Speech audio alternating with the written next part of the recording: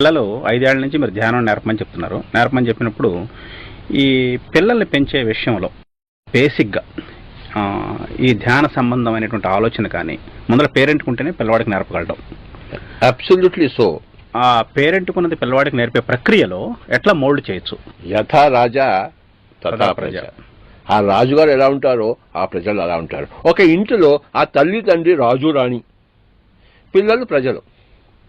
ఒరేయ్ మాంసం తింటే బాగుంటుందిరా అని తల్లిదండ్రులు చెప్పనుకోండి, వీడు రోజు మాంసం తింటాడు, నాకు మాంసం పెట్టు అంటాడు. ఒరే మాంసం తింటే తప్పురా అంటే వీడి పిల్లలు అవును తప్పు అంటారు. రోజు ధ్యానం చేయాలంటే నేను ధ్యానం చేస్తాను అంటారు. పూజ చెయ్యండి పూజ చేస్తారు. అంటే ప్రతి ఇంట్లో కూడాను తల్లి తండ్రి అనేది రాజు రాణి, మరి ఆ పిల్లలు అనేది 2, 3, 10 మందో 100 మందో, కౌరవులకు 100 మంది ఉన్నారు. వాళ్ళంతా కూడాను ఆ 100 మంది కౌరవులు ఒకటే మూసులో పెరిగిన వాళ్ళు, ఈ 5 పాండవులు ఒకటే మూసులో పెరిగిన వాళ్ళు.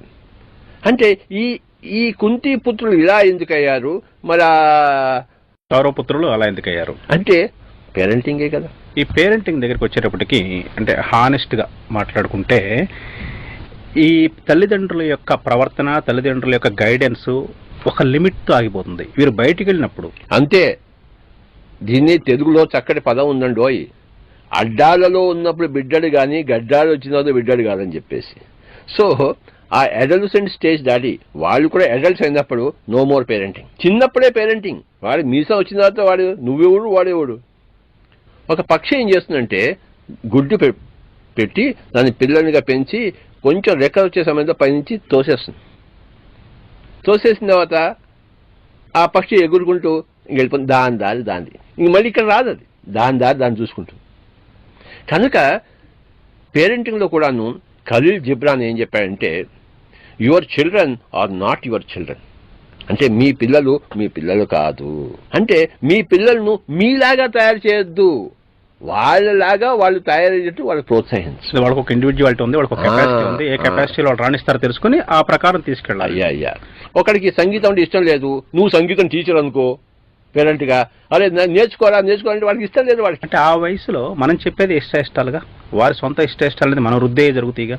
కనుక చిన్నప్పుడు నేర్పిస్తాము, కానీ వాడు కొంచెం పెద్దగా అవుతున్నప్పుడు వాడి ఇష్టం వాడు. చిన్నప్పుడు మా ఇంట్లో మా సంగీతం నేర్పించారు, నేను ఇప్పుడు సంగీత టీచర్గా కాలేదే. నా ఇష్టం ధ్యానం టీచర్ కావడం. నాకు సంగీతం వచ్చు, మా చిన్నపిల్లలు నాకు నేర్పించారు నేను చిన్నగా ఉన్నప్పుడు. కానీ నాకు సంగీతం నేర్పించడం సమాజానికి ఇష్టం లేదు. ఆ సమయాన్ని నేను ధ్యానం నేర్పించడం నాకు ఉత్తమం. కనుక అలాగే నేను తెలుగు నేర్చుకున్నాము, లెక్కలు నేర్చుకున్నాము, ఇంగ్లీష్ నేర్చుకున్నాము, ఆ టీచింగ్ చేస్తున్నామంటే మనం ధ్యానం అంటే ఎవరి ఆత్మ వెళ్తుంది. కొంతమందికి వ్యాపారం ఇష్టం ఉండదు, ఉద్యోగమే చేస్తారు. కొంతమంది ఉద్యోగం ఇష్టం ఉండి వ్యాపారం చేస్తారు. వాడు వ్యాపారం ఇష్టం ఉన్నవాడు వ్యాపారమే చేయాలి. వాడు కొంతమంది నేను వ్యవసాయమే చేసుకుంటాను అంటారు. వ్యవసాయమే చేసుకో. అంటే తల్లిదండ్రులు మంచివన్నీ నేర్పిస్తూ పిల్లలకి వాడిని గమనిస్తూ ఉండాలి. వాడికి ఎందులో ఇంట్రెస్ట్ ఉందని చెప్పేసి దాన్ని ప్రోత్సహించాలి. అది వెరీ ఇంపార్టెంట్ పాయింట్.